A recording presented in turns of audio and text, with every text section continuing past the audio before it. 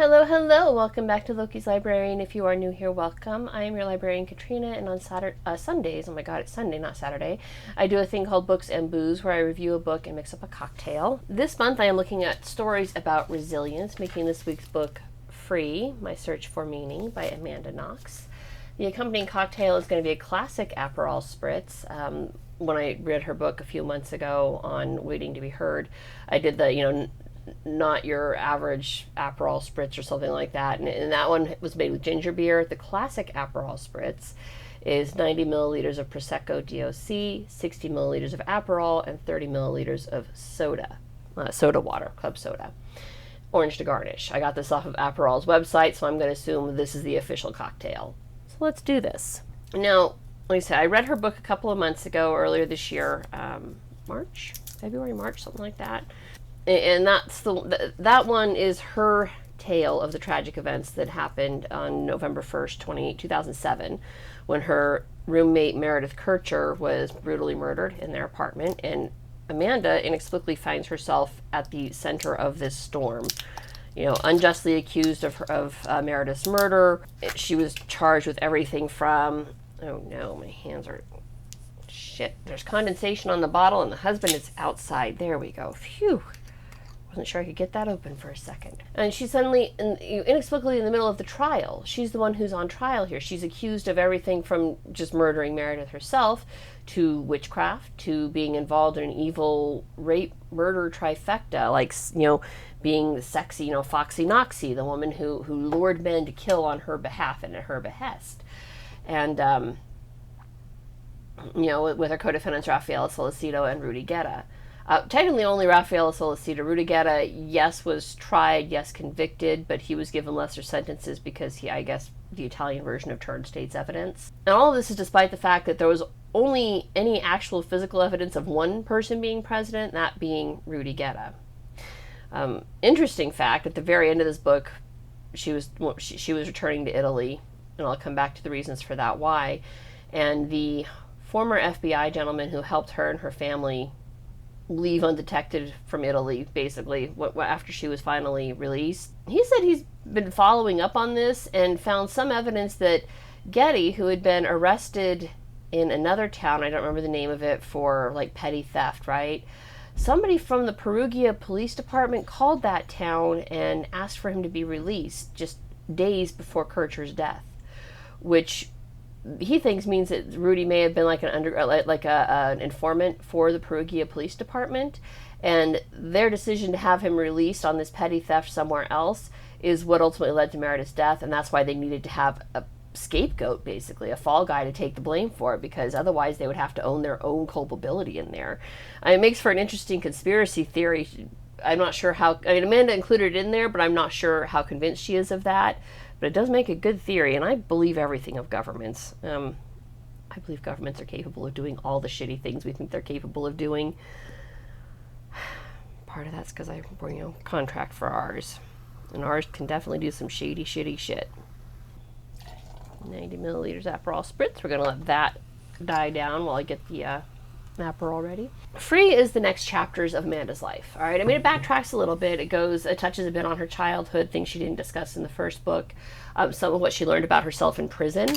But overall, it's how she processed the profound trauma that she experienced in Italy, as well as new trauma that occurs after she's free. Because it's not like the trauma just stopped. She was free and life would go on, which is what she thought might happen, and obviously she hoped would happen, but that's not what happens at all. When you experience profound trauma, you got to process that on some level. So it's how she processed it and how she came to find and live the life she's now living, which is a good life. All right. She's still she exposes herself to that trauma every time she speaks before, the Innocence Project, but she does it every year because it's important. There are so many innocent people who are in prison these days who absolutely should not be in prison, but they are. And so she uses her story to bring light to that, which is incredibly brave of her. So in prison, she found freedom in reading books. She could only have four at a time. I think she said she could only have 4 at a time in her cell. Crap, is it 3, 2, 1? Yeah, 30 milliliters.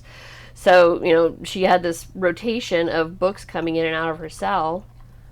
I think one of them was the, English to Italian dictionary, because she became fluent in Italian in prison, which makes sense. When you have no choice but to speak it every day, all day, you're going to become fluent very fast. I'm just going to throw that in there. Screw it. Orange in my Aperol Spritz. One of the books she read to become fluent in Italian was Harry Potter and the Goblet of Fire, so I'm using my Hogwarts mug today. Well, that is refreshing. I'm pretty sure I liked it with the ginger beer. Well, the ginger beer would have made it a little bit sweeter. This is pretty good, straight up. So learning. She even found freedom in prison by exploring. She spoke to her past self, promising herself it would all be okay, which helped her to believe it to some degree, because if you don't believe it, then you fall into that dark despair wherein, suicide becomes a viable option. And she talks about how, yes, she absolutely considered it. She even thought about ways she would do it, and then ultimately decided not to because her family. All right, that's going to leave your family dealing with even more trauma. Her family's already traumatized. That's going to traumatize them even more. So she pulled back from that dark ledge, but yeah, she considered it, and I don't think I blame her. 20 years old, facing an entire lifetime in prison for a crime she didn't commit. Yeah, I'll bet she was thinking dark thoughts.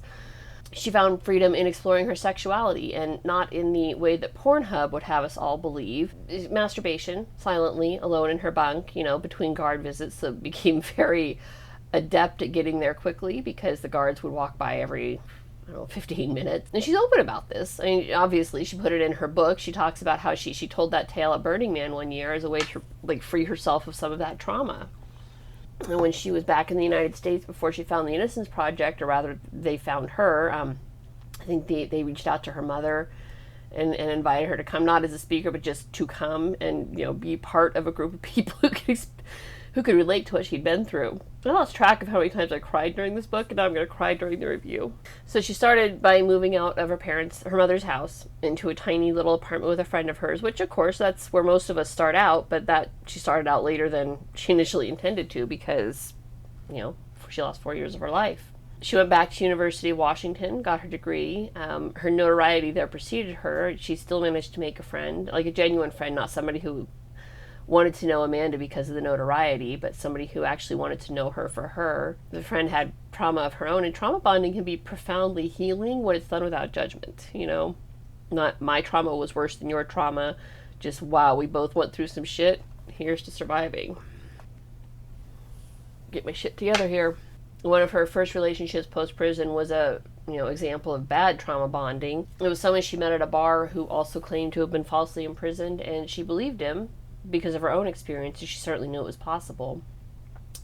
Found herself living on the other side of the country with a deadbeat boyfriend who threatened to beat her before she made a fast escape from the apartment. Here, her trauma and mistrust of police worked very strongly in her favor. She called her lawyers instead, who advised her to get somebody to go back to her apartment with her to get her stuff, but don't call the police. Because the young man in question was alarmingly similar to Rudy Getty. I mean, her own retrial in absentia was continuing in Perugia. I mean, the Italians didn't just give them go, oh, well, she must have been not guilty. They retried her.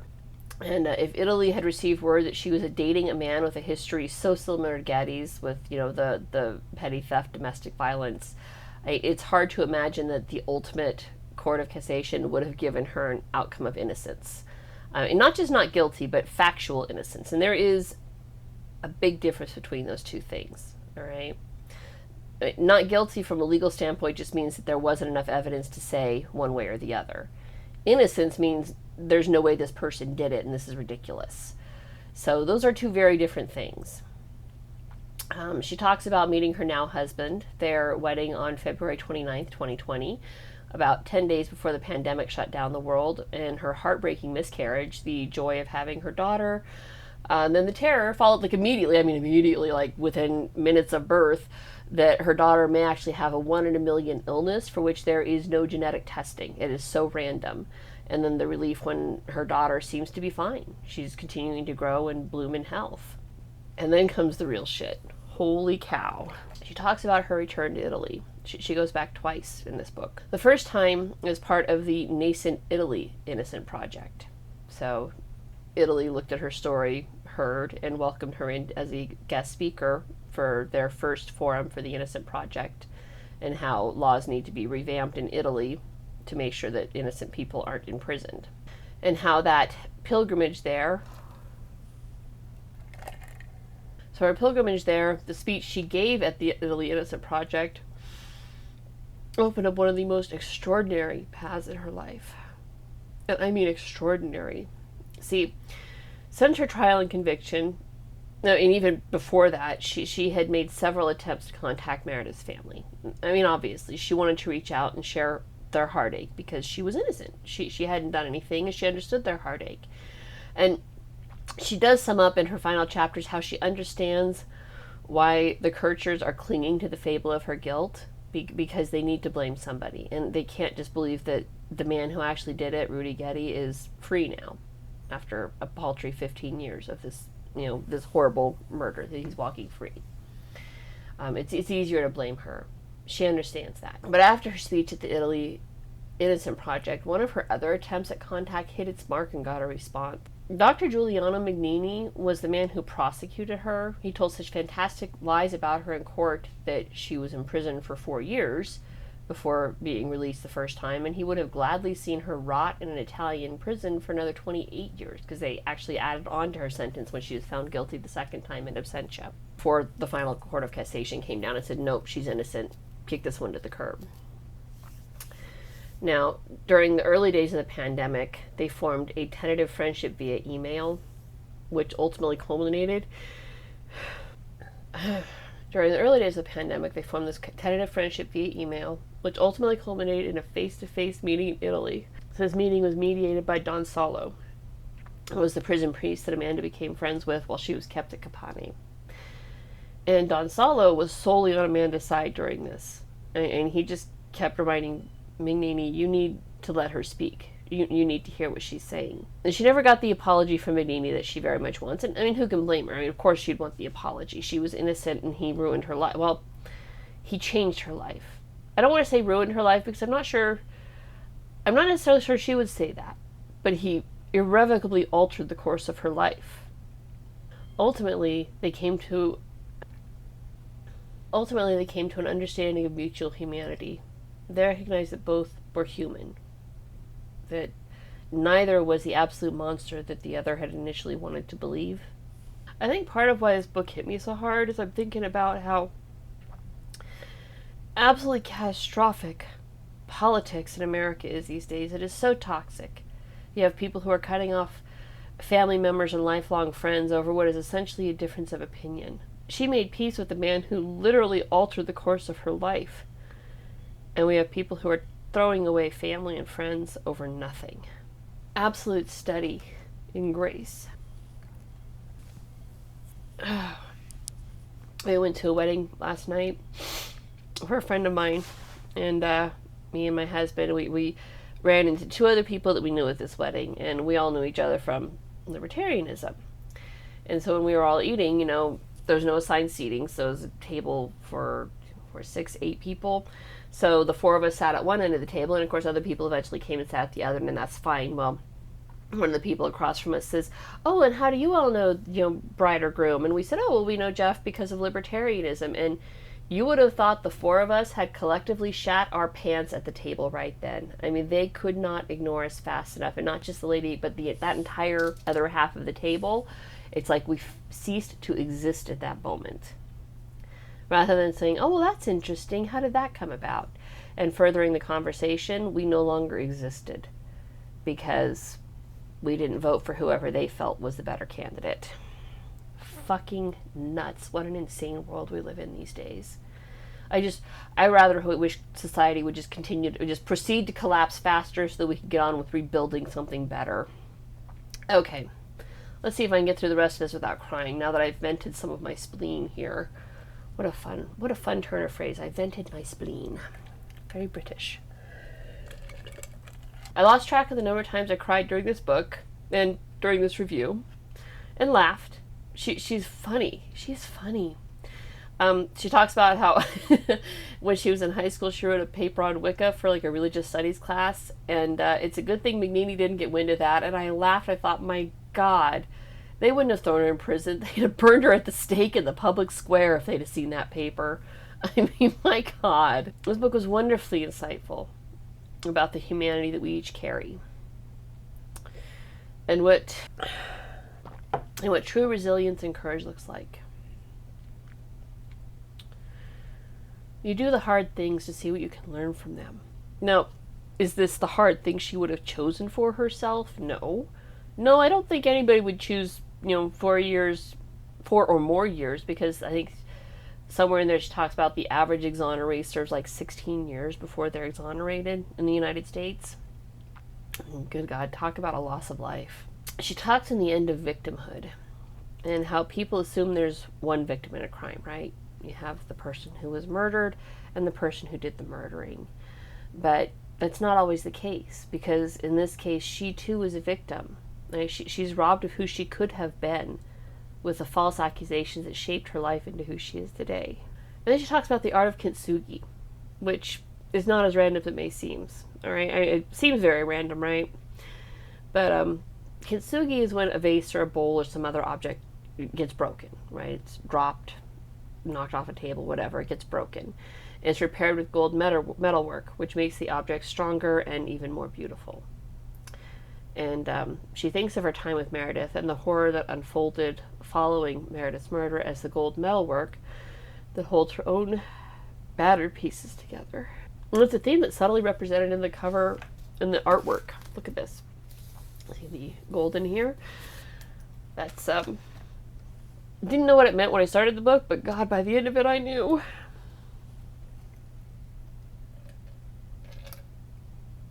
This book was excellent. It recounts true resilience in the face of hardship and trauma. And she includes a quote from Seneca.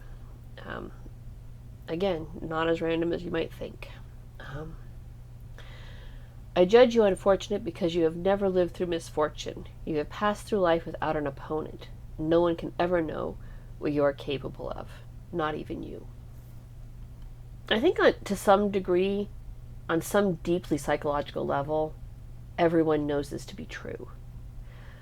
Why else rush to claim victim status when you have never actually been a victim?